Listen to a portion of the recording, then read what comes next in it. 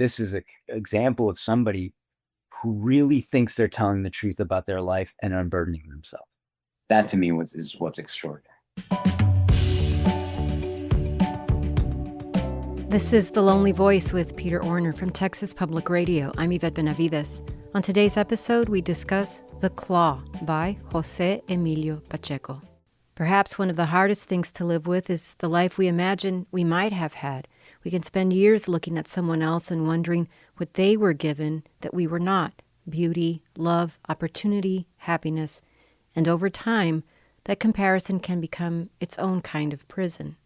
José Emilio Pacheco's La Zarpa, or The Claw, is a haunting story about what happens when envy takes hold of a life and refuses to let go. The idea is profound, not because it's complicated, but because it resonates. It gives language to something deeply human that most of us recognize but rarely articulate. Pacheco was one of Mexico's most important writers of the 20th century, a poet, novelist, essayist, and translator whose work often looked closely at memory, childhood, aging, and the ways people make sense of their own lives. In The Claw, he turns his attention to something much more ordinary and perhaps much more dangerous: envy. At the center of the story are two women whose lives become intertwined from childhood. One is beautiful, the other is not. One seems to receive all the things the world has to offer: attention, affection, opportunity, while the other watches from the margins. And what begins as a childhood comparison becomes something darker over time, a very long time. What makes the story so compelling is that Pacheco doesn't give us a simple villain. Instead, he asks us to sit with an uncomfortable question. What happens when we spend our lives measuring ourselves against someone else? When admiration becomes resentment, and resentment becomes a way of seeing the world. The Claw is also a story about the stories we tell ourselves. We can spend decades building an explanation for why our lives turned out the way they did, and sometimes that explanation becomes more powerful than the truth. So we'll have to talk about the unreliable narrator here, but it's an idea that serves our discussion. The narrator may be unreliable not because she deliberately deceives us, but because she has become the author of her own version of the past. There's something almost fairy tale-like about the story, but its emotional territory is painfully familiar. Most of us have known envy. Most of us have compared ourselves to someone else. And most of us, at one time or another, have wondered what our lives might have looked like if we had been given someone else's face, someone else's luck, someone else's life. That's where Pacheco's Claw finds us. Here now, Peter Orner and I discuss The Claw by José Emilio Pacheco. So, The Claw, José Emilio Pacheco, it's an interesting title for the story, or do you think it fits? I don't know. I've been thinking about it. I why not? I mean, it's provocative. It's a deceptively simple story, I think. It's a monologue. It's a character speaking to a priest. It's a character named Zenobia speaking to a priest and basically sort of confessing. I don't know if confessing is the right word, but talking about the sin of envy, right, which is one of the 7 deadly sins. And at first, we're sort of like, oh, it's just what is going on here. And then the story just breaks open and takes us to a lot of spaces and memories and times, and then to the present. And what else can we say about it? You've been reading the story for years, so is it something you return to again and again? No, I love José Emilio Pacheco. I love his poetry. I just love him. I love Batallas en el Desierto. I love all of his work.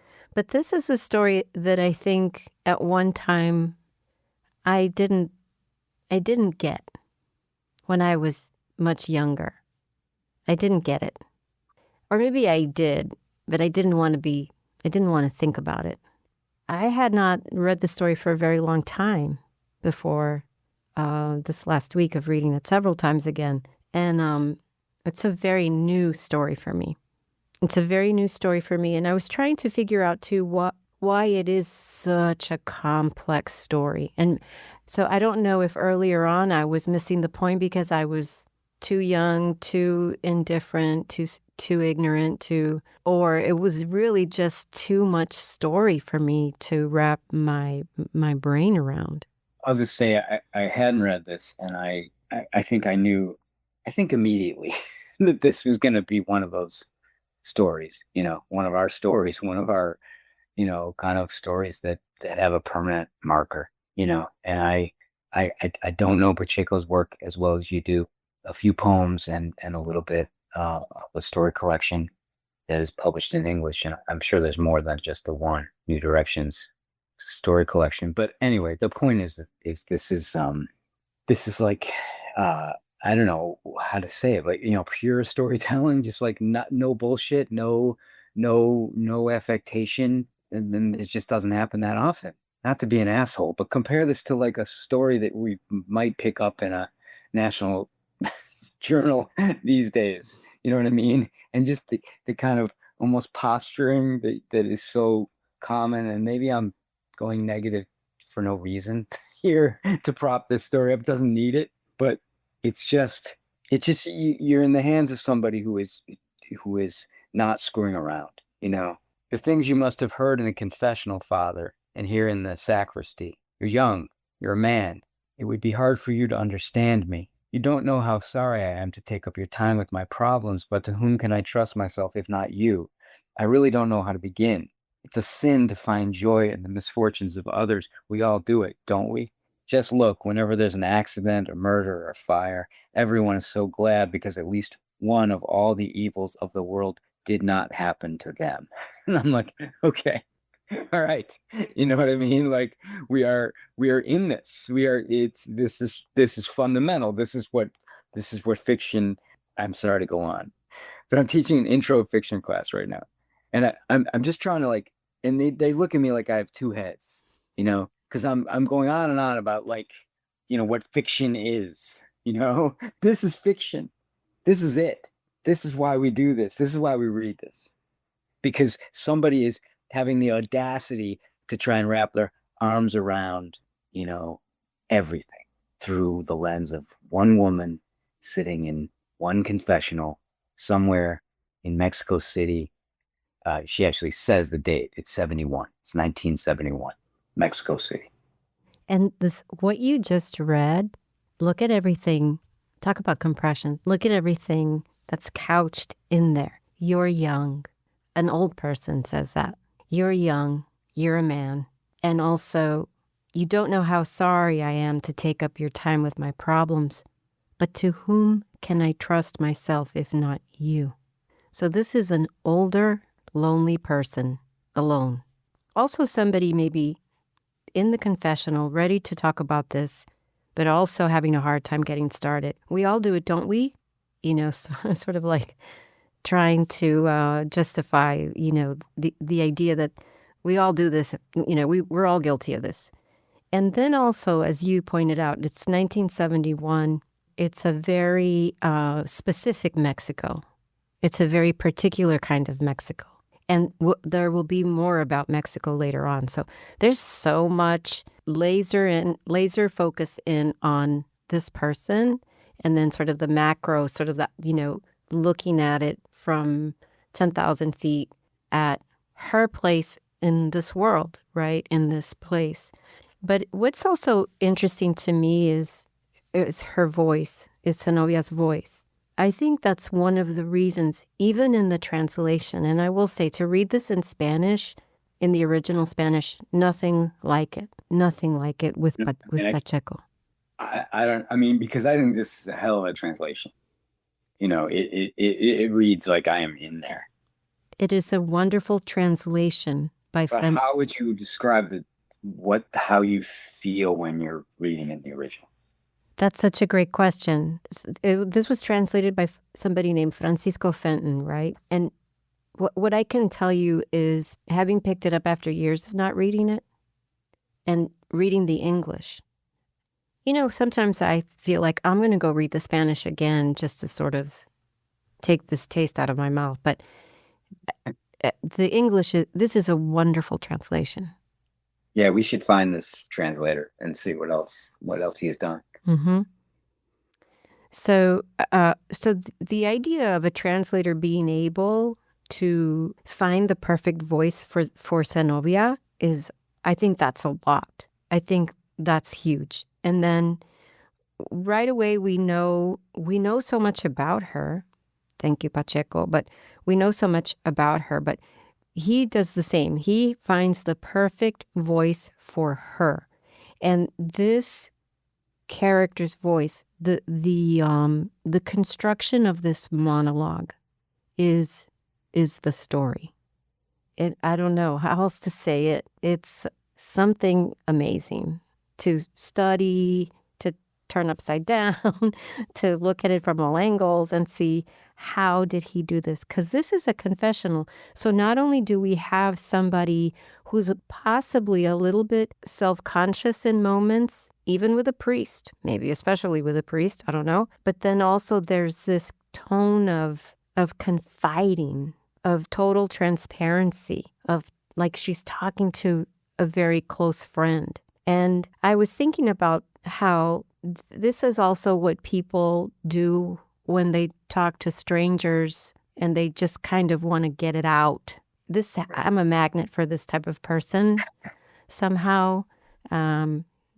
Often, my whole life, people will want to tell me everything. And if I run into them again 2 days later, they don't remember me. They don't want to talk to me. But in that moment, there was something that was pulling a story out, and they wanted to tell me everything. This has that sense of it for me sometimes when I've reread it. It is this kind of interesting. There's a confidentiality. There's a just pouring it all out on the table, but also I wouldn't say that it's restrained, because that's not the right word. No. But there is. Can I just say it?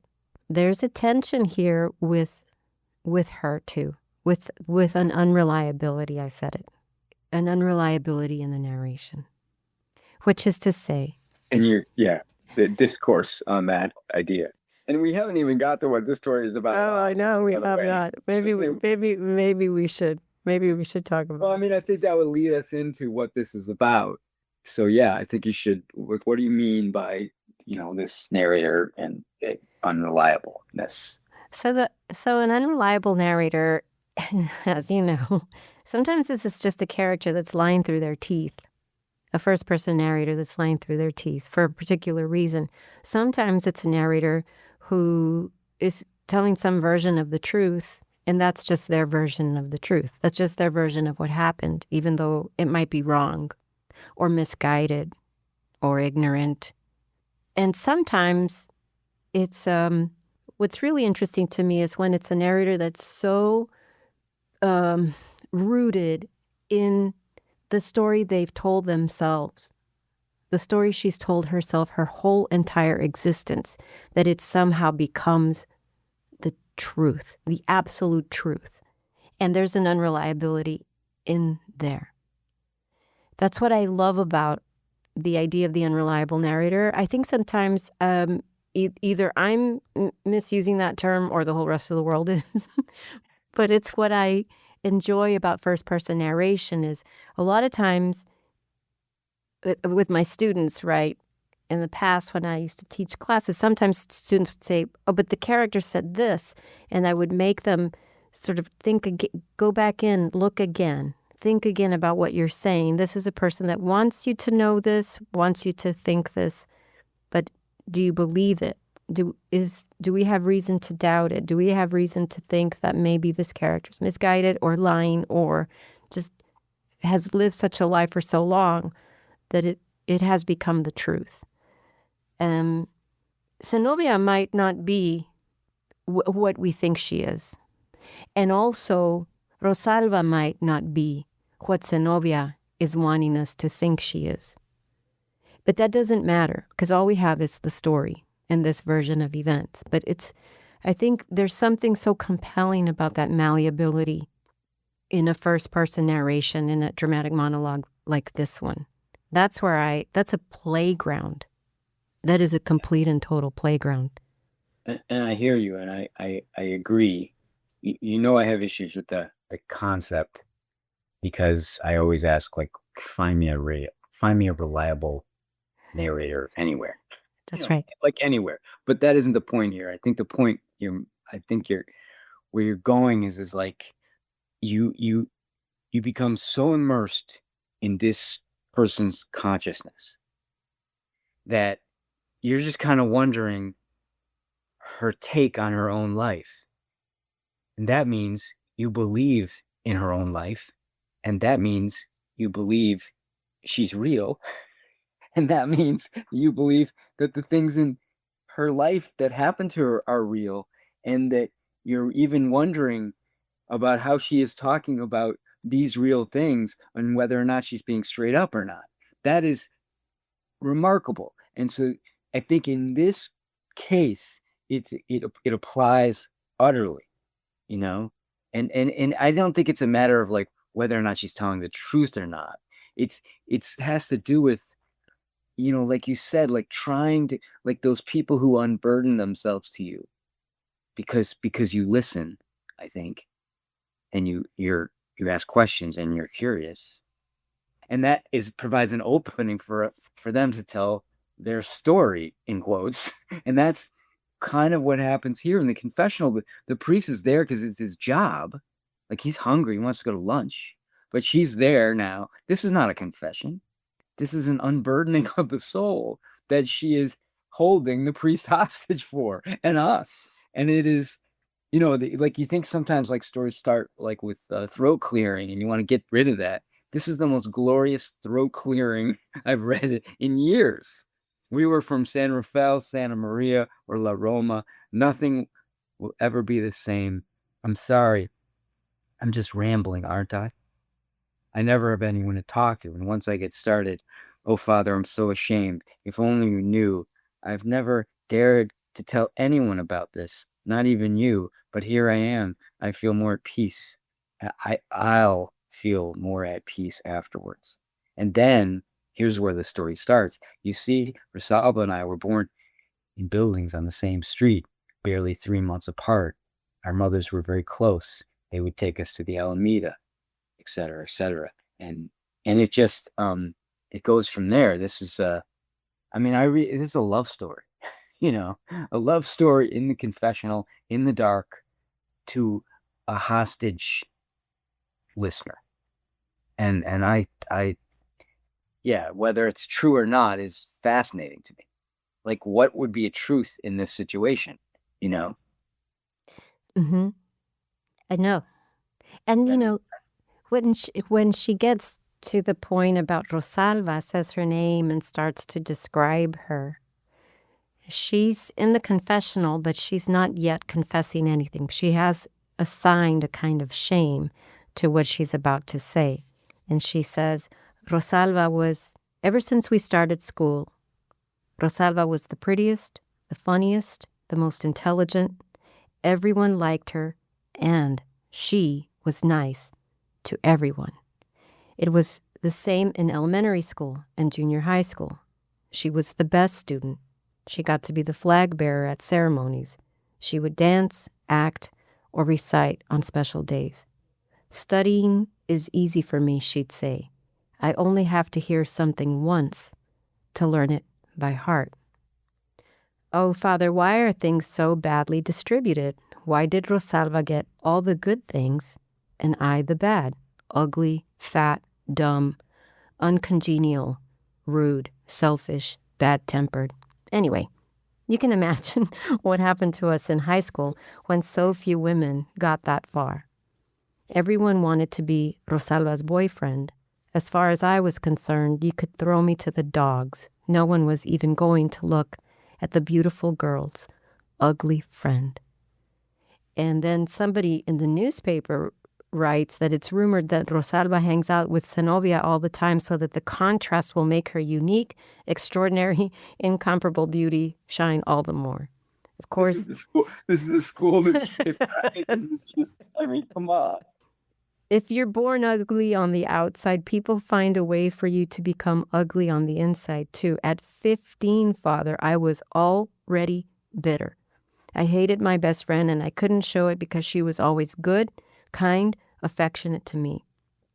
Whenever I felt sorry for the way I looked, she would say, "Don't be silly. How can you think you're not pretty with those eyes and the lovely smile you have?"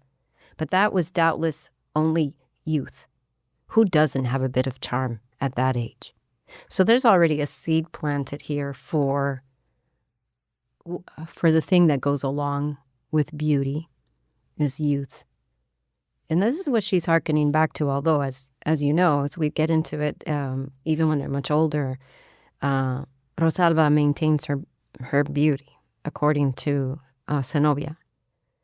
But already she's established to the listener, to the priest, that this stark contrast between the two of them is the root of her sin, is her envy, is the root of the problem that she's there to discuss with him. Yeah, and I think she's there again to tell this story as much to herself as to him, and I'm amazed by the movement from the childhood and high school into the rest of their lives, which is so compressed. And you can do this, right? You can sit down across from somebody and summarize your whole life in a few sentences or a paragraph. I had such high hopes. We could just read the whole damn story. I had such high hopes, but from the time I was 18, I had to go to work first at the Palacio de Hierro and then as a secretary at the Ministry of Finance. I was stuck in the apartment I was born in on Pino Street. Santa Maria lost its turn-of-the-century splendor and got run down. It's just this amazing sort of like history of a place through her and her in a few lines. She basically ends up as a secretary at the Ministry of Finance, and that's her life. And then, of course, Rosalba is living the glamorous life and has, runs around in chauffeur limousines with her first, second, third, and fourth and fifth husbands, and there you have it. Yeah, it's a sin of envy. It's also, I think, the sin of, and I don't know, is there a name for this, of being thrilled when other people have bad things happen to them? What do you call that? That's coupled with envy. It's the rejoicing that she does when, of course, Rosalba falls. And the other thing too, you just were talking about is that she never left she didn't leave her home on Pino Street. By then, my mother had already died after terrible suffering. My father had gone blind from the vices of his youth. My brother was a drunk who played the guitar. He would write songs and yearned for the fame and fortune of Agustin Lara. My poor brother, all his life, he wanted to be worthy of Rosalba, yet he was murdered in some dive in Nonoalco. Damn, that is just, that, again, that's everybody's accounted for, and she doesn't, she goes right on. Yeah. There. And the jump to, we went a long time without seeing each other. One day, Rosalba came up to the lingerie department, said hello as if nothing was amiss, and introduced me to her new husband, a foreigner who barely understood Spanish. Oh, Father, believe it or not, Rosalba was more beautiful and elegant than ever, in her prime, as it were. I felt so rotten inside that I would have liked her to drop dead at my feet. Worst of all, the most painful thing was that, for all her wealth and beauty, she was still as kind, as open as ever. I promised to go see her at her new home in Las Lomas. I never did. Every night I prayed to God I would never see her again. I would repeat to myself, Rosalba never comes to the Palacio de Hierro. She buys her clothes in the United States. I don't even have a telephone. There's absolutely no chance of us bumping into each other again. By this time, almost all our friends had moved away from Santa Maria. Those who remained there were fat, saddled with children, with husbands who shouted at them and beat them, and would go off to fool around with all sorts of women. It was better to never marry than to live like that. I never married, although I wasn't lacking for opportunities. However down on your luck you are, there is always someone behind you picking up what you discard. Somewhere I have I think I mentioned this before, an essay that Alice Munro published, one of the very few. Munro writes about her love for Eudora Welty, and all she can do is quote, and this is one of those cases, where you just like, it's almost like talking about this particular story it's the thing itself. And like you said at the beginning, it seems so simple.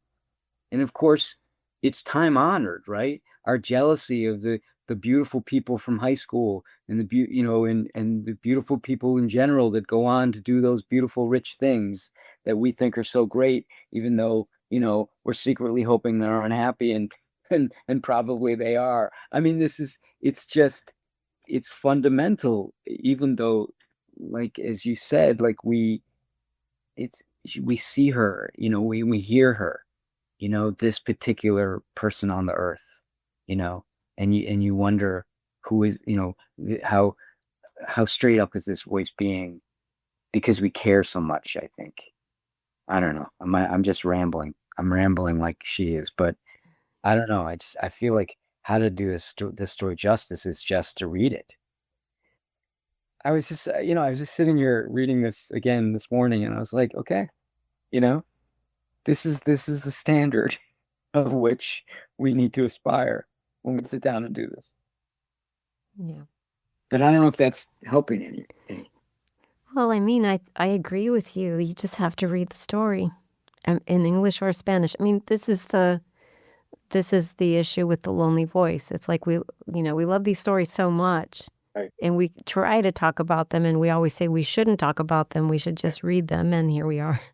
Right. Well, I mean, but I think if it leads to, I mean, our goal is, yeah, we want you all, all of you, all the many of you we know are out there, to listen to us, and hopefully we're helping a little in our admiration and our love for this stuff. But yeah, I mean, eventually, you got to feel it, and that's, I guess that's what we want. But how do you get how do you get the word out that you got to read this, what is a fairly obscure Pacheco story? He's not a well-known figure in the U.S. I mean, if you name Mexican story writers, of course he'll be on that list. But if I was to walk down the hall of the English department here where I work and ask people knowing Jose Pacheco, I would get blank stares. There's another jump. There's another transition right where we left off, where she says the years passed. It must have been around when Avila Camacho was president, or maybe it was Alemán. So again, these, kind of coordinates or something. I love that. I just love that. Yeah. I mean, it's like when we say, when Ford was president or Carter was president or whatever, it's a time marker for people who know who these presidents are, but it's also a time marker for people who don't.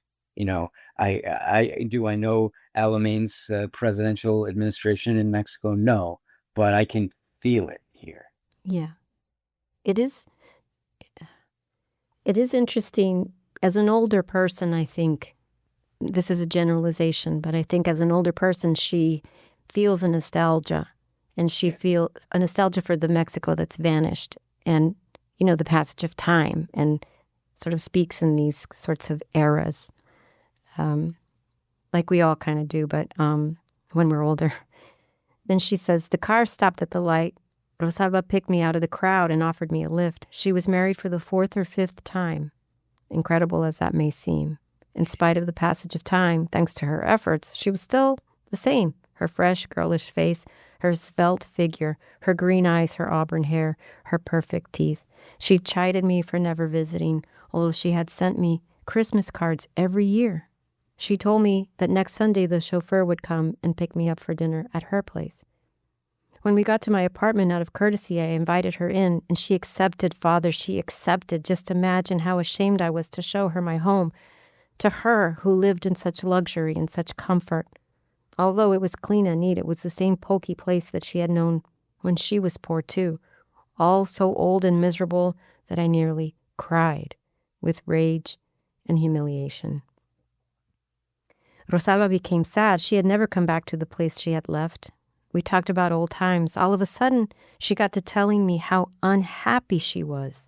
And that is why, Father, and look who's telling you this, we must never feel envious. No one escapes its clutches. Life is just as terrible for everyone else. Rosalba's tragedy was not having children. Men would catch her eye for a moment, then almost immediately, disappointed, she would turn to any of the other number of men who courted her. Poor Rosalba. They never left her alone. In Santa Maria or in high school or in all those rich and sumptuous places she went to later on. So why do you think she's been married so many times? I mean, the answer's kind of in here, I guess, but what do you think's going on? I think this gets back to what we were talking about, reliability. I mean, this we don't know a thing about Rosalba.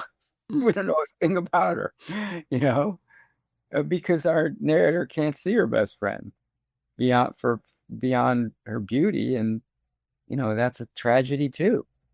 I think maybe there's the sin. I feel like she's uh, we set people up as straw people in our lives too, don't we? And I think there's where again it really gets to the heart of what you were saying earlier about just about whether or not this is a truthful account. The sorrow of it is the lack of connection, the almost kind of superficial way that these lives have been reduced by our narrator, and again, what makes it so powerful is how true this is. Everybody does this. The thing that comes next, where she says that she's going to send the chauffeur. So it says she didn't stay long. She was going to a party or some affair and had to go home and get dressed. On Sunday, the driver showed up at my door. He kept ringing and ringing the bell. I peeked out the window at him, but didn't answer. What would I ever do in those rich surroundings? I was the ugly one, the fat one, the old maid, the spinster, the working girl. How could I let myself be compared with Rosalba again? I might be a nobody, but I have my pride. That is such an interesting line to me. We're hitting a lot of sins here. Yeah. She says, that meeting is carved on my soul. That's such an interesting thing to declare in this monologue. If I went to the movies or sat down to watch television or to leaf through a magazine, there were always beautiful women like Rosalba in them. At work, I often waited on some girl who looked slightly like her, and I would be nasty. I would invent obstacles, look for some way to humiliate her in front of the other employees so I could feel I'm getting back at Rosalba.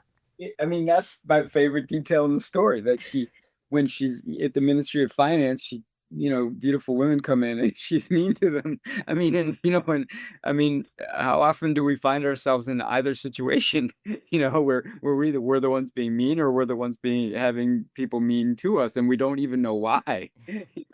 What did I do?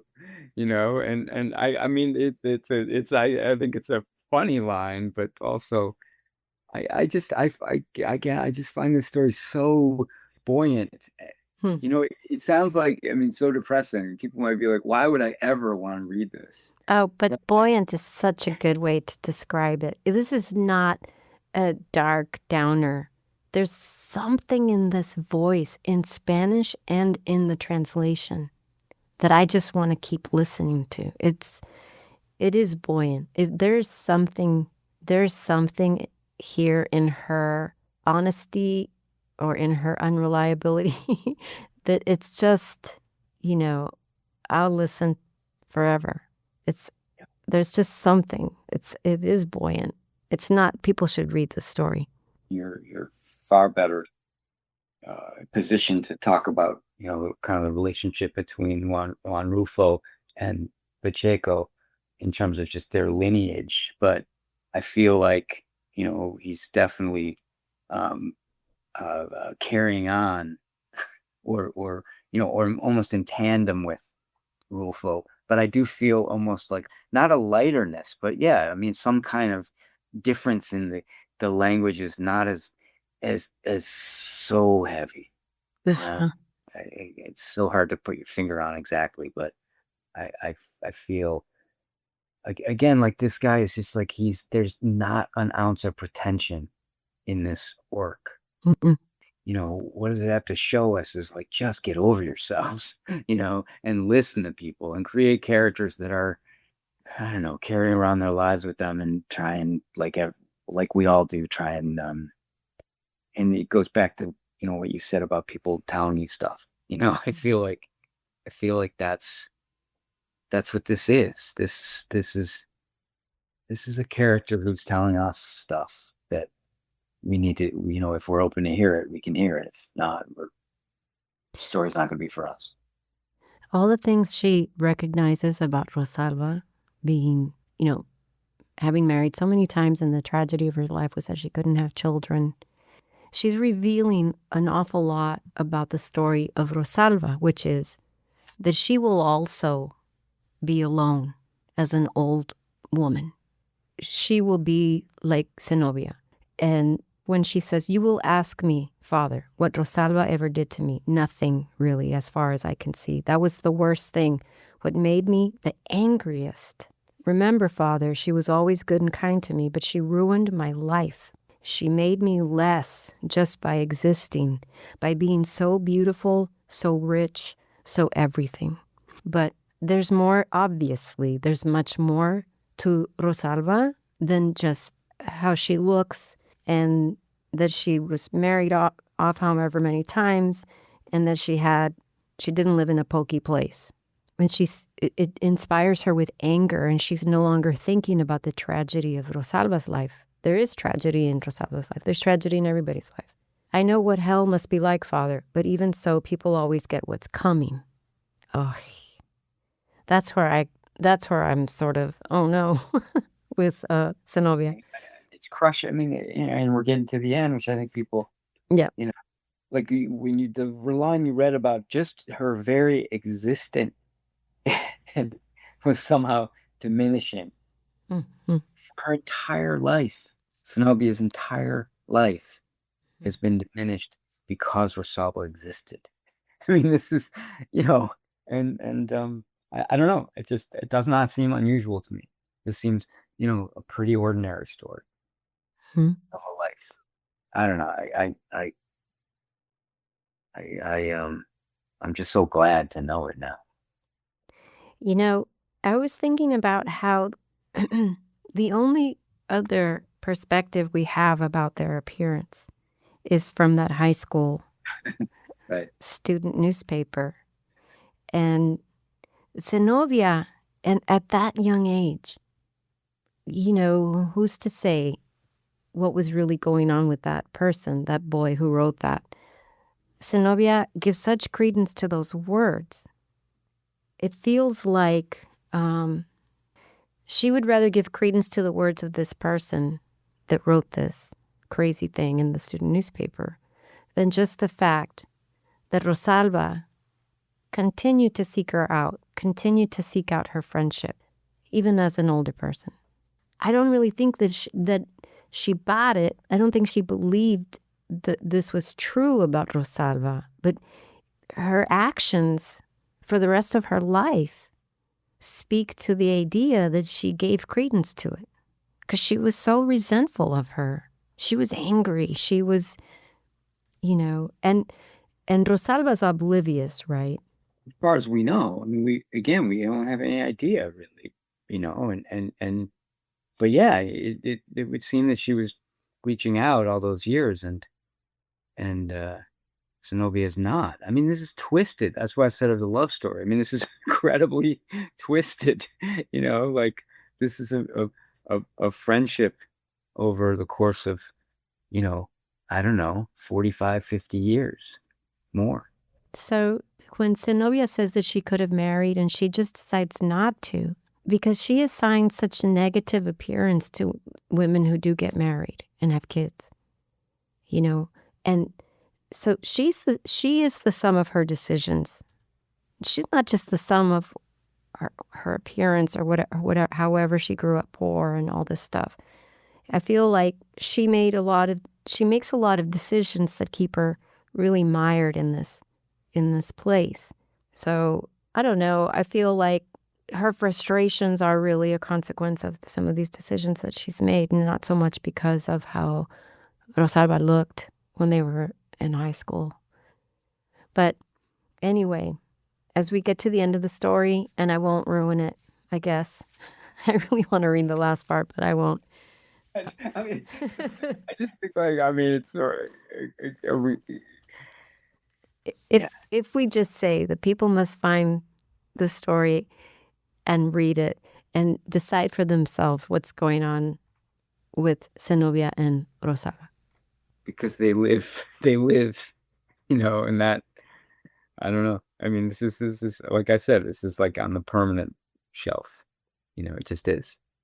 Because it's like a warning shot to us all, and just so accurate. Have you ever been, as a young person, were you ever envious of another person? Like in a deep way that you would even remember today?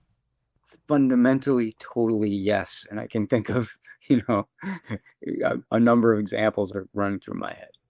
That's still to this day. Maybe maybe that says too much about me. I don't know.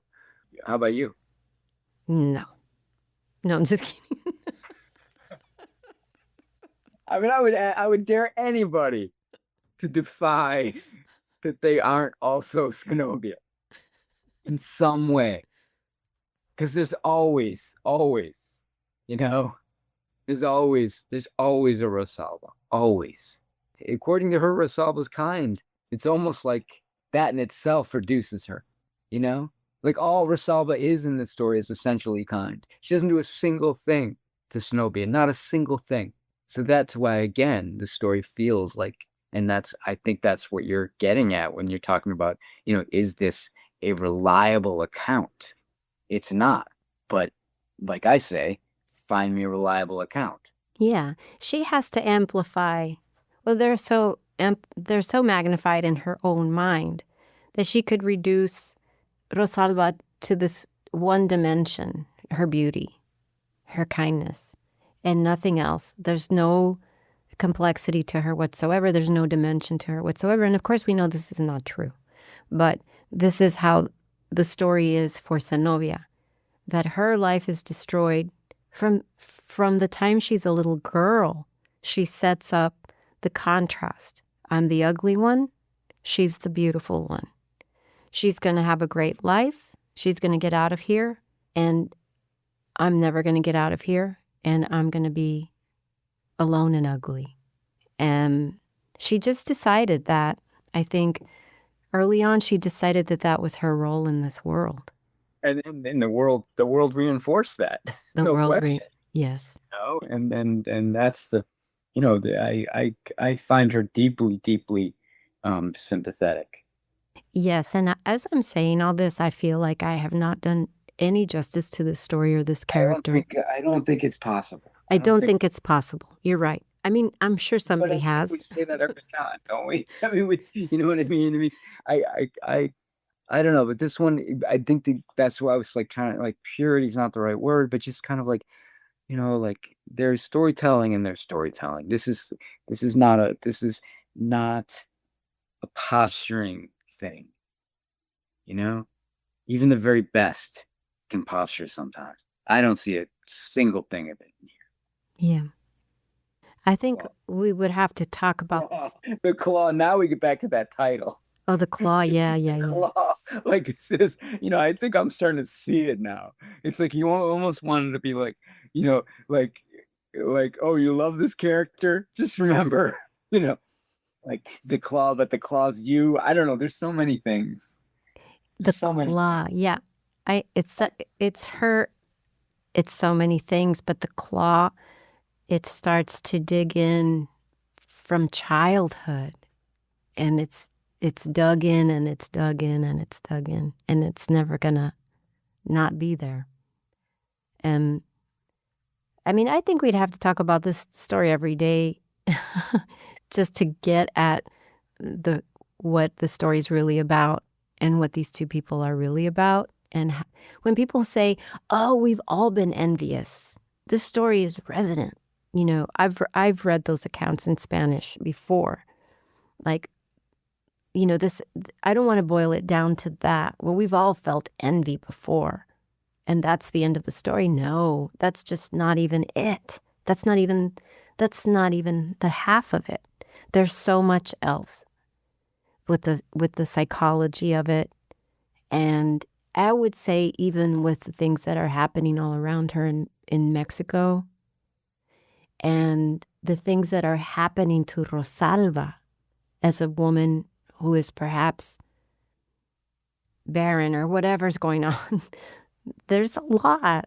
There's so much here about life and the stages of life and the phases of life, the phases of friendship, not of marriages, or even of her spinsterhood, not even that, but of friendship. And there's something so interesting in the zeitgeist lately that I'm coming across regarding women my age, around my age, who like jettison friendships, like break up with their friends forever.